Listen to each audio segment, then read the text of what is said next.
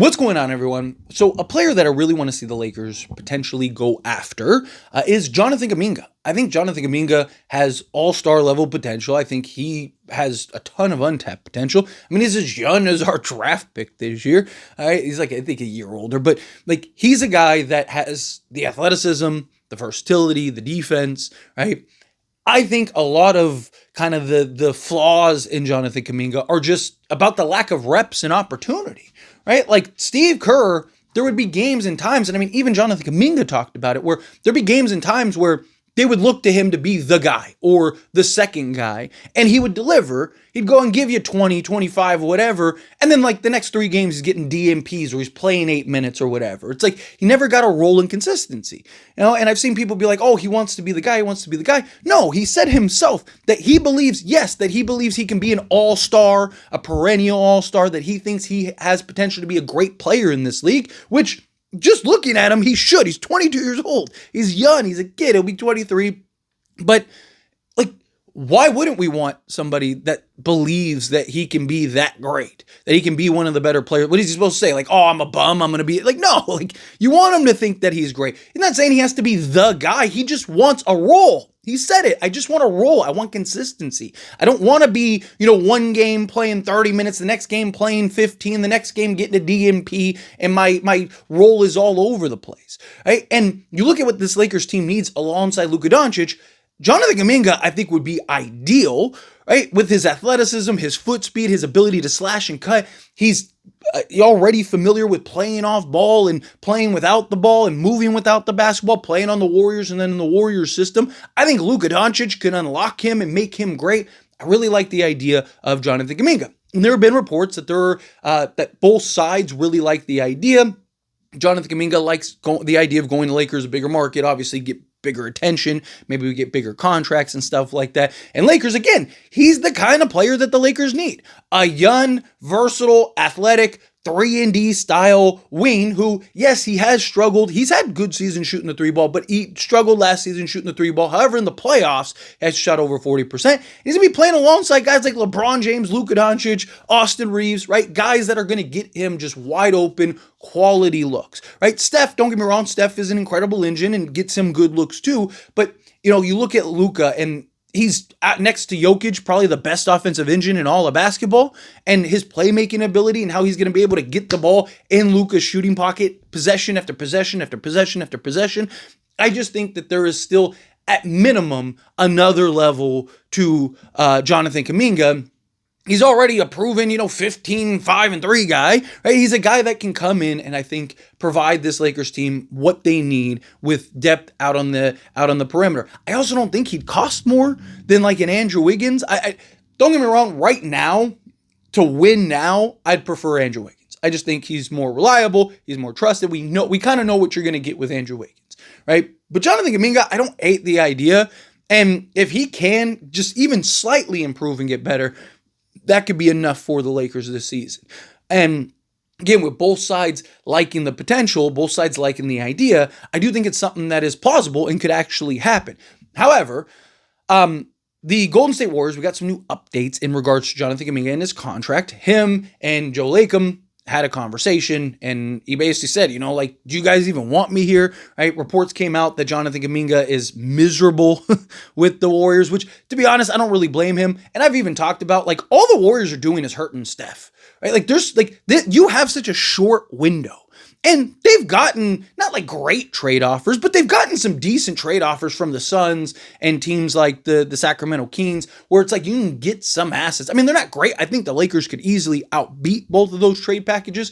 But, it's get off that guy. You have 4 guys waiting to be signed, and Al Horford, DeAnthony Melton, Gary Payton. You have these guys all waiting around to go sign with you, right? Malcolm Brogdon, I know he recently signed with the Knicks, but it's a training camp deal, right? And there was talks about the Warriors maybe looking to sign him. So you have several guys that are kind of just waiting around. Malcolm Brogdon obviously got tired of waiting around, so much so he's willing to take a training camp deal rather than waiting for you to make a decision. And depending on how that plays out, you might not even be able to sign these guys, right? So all you're doing is just prolonging things. And then if you end up keeping Jonathan Kuminga, he doesn't want to be there. Steve Kerr doesn't want him. You don't want him. So now you're going to cause a toxic environment for a team that's trying to win. You think Jonathan Kuminga is going to be bought in, focused, and checked in? No, he's going to be completely checked out. And if he takes the qualifying offer, then you're really screwed.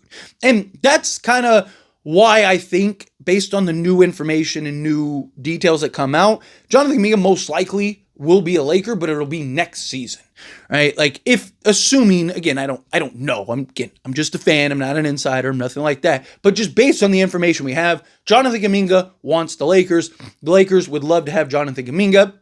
But Rob Pelinka and the Lakers know if he takes that qualifying offer, which it's more likely than not is going to happen, then it doesn't make sense for the Lakers to go and make a trade for Jonathan Kuminga when they can just sign him for free. So you could go and trade for Andrew Wiggins this season, get in Andrew Wiggins, and then now still bring in a Jonathan Kuminga and have Jonathan Kuminga play a role and whatnot, and you can just sign him next offseason. So, which I do think, but you also have the worry about, like, the Lakers did the same thing with not that Jonathan Kuminga is Paul George at the time that it happened, but similar circumstance where the Lakers could have gotten Paul George. They didn't because they were like, oh, we could just sign him. And then he ended up sticking around with the Oklahoma City Thunder and then eventually went to the Clippers. Now, again, obviously Jonathan Kuminga is not prime Paul George, but you could have something similar where what if he is traded to a team he actually likes and wants to go to? There was talks about him also really liking the idea of Sacramento,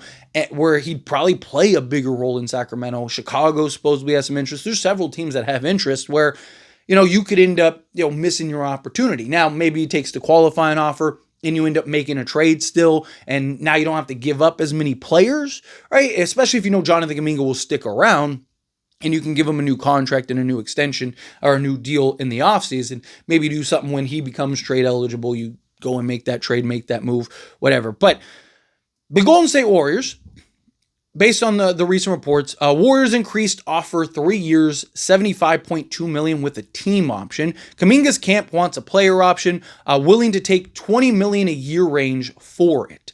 Warriors view player option as non-starter. Kuminga's camp countered with 1 year souped up version of qualifying offer. Warriors declined. So basically he said, hey, I'll do a 1 year kind of, probably 1 year, $20 million deal. And then, but they're looking at it as like, no, we'd rather you take the qualifying offer because then, we pay you half of that.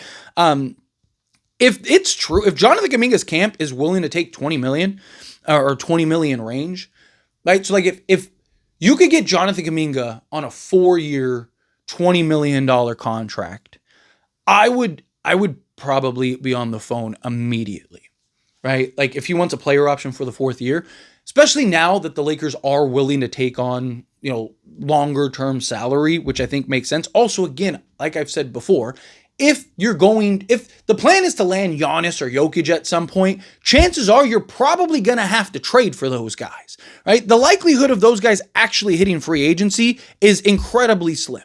If the Milwaukee Bucks even have the smallest inclination that he's leaving in free agency, guess what? They're going to trade him.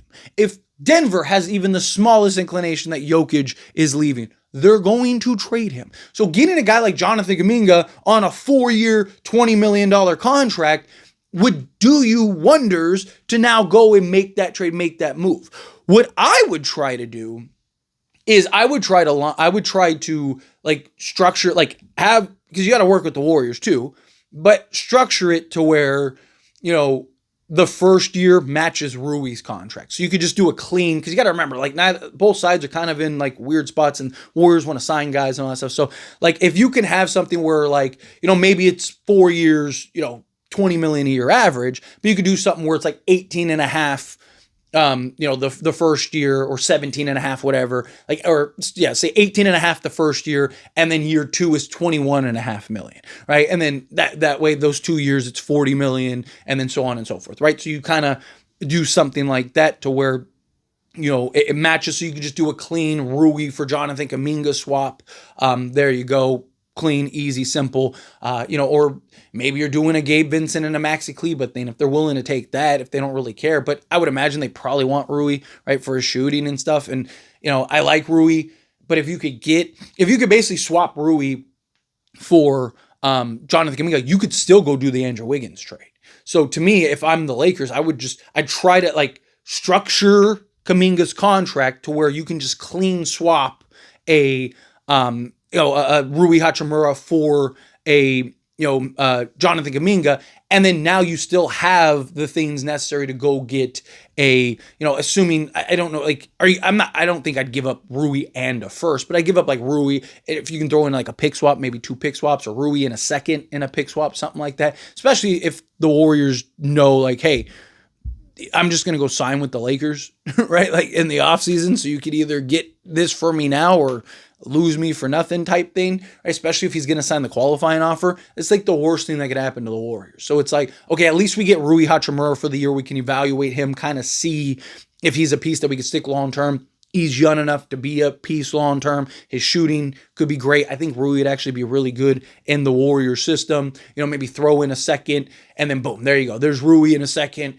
for that. You got the cap flexibility. If you like Rui, you could keep him long-term. You get an asset, you get a pick or whatever. Lakers now get that. And then you still have Maxi Kleber, Dalton Connect, Gabe Vincent.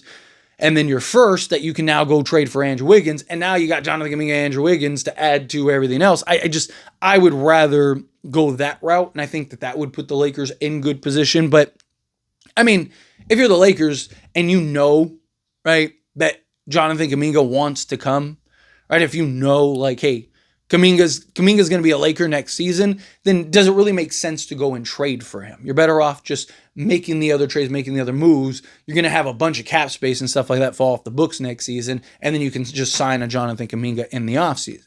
The other thing is, too, though, is Jonathan Kuminga going to want to sign with the Lakers if he doesn't start, right? Because look at it like this. You have Luka. If DeAndre Ayton works out really good, you got DeAndre Ayton. Not that Kuminga would play the center position, right? Austin Reeves, you're probably keeping around unless you're looking to trade him, which I don't think that they will. So then you have Austin Reeves. And then if you trade for Andrew Wiggins, then you have Andrew Wiggins. Are you bringing Andrew Wiggins off the bench his final season? Probably not. You probably want his leadership and whatnot. Now, if LeBron leaves, then Jonathan Kuminga can just slot into the 4, right? And then there you go. Now you got that athleticism, foot speed, defense, scoring, all that stuff. So now you have Andrew Wiggins and Jonathan Kuminga and Andrew Wiggins out on the perimeter alongside DeAndre Ayton with Austin Reeves and Luka Doncic. Right, so that could be good enough to where maybe you can win again. But if like the Lakers win the championship this year or something like that, I don't think LeBron leaves. So if LeBron doesn't leave, does Jonathan Kuminga look at it and go, yeah, okay, I'm going to stick around? Probably not. He's probably going to want to go elsewhere where he could start or whatnot. Or, maybe he's willing to kind of like, I get to be on the Lakers, I get to be in a big role. LeBron's not going to play forever, right? But people have been saying that since, like 2012, right? Like, and here we are. So it's just things to kind of keep in mind. But anyway, as always, this is a discussion. I pass a question on you. Let me know your thoughts and opinions down in the comments. That being said, if you haven't liked this video, hit that like button. Helps me out. It's me enjoy these types of videos. I truly appreciate it. Not subscribe to the channel, hit that subscribe button. Turn on the bell notifications. Appreciate y'all. See you in the next one.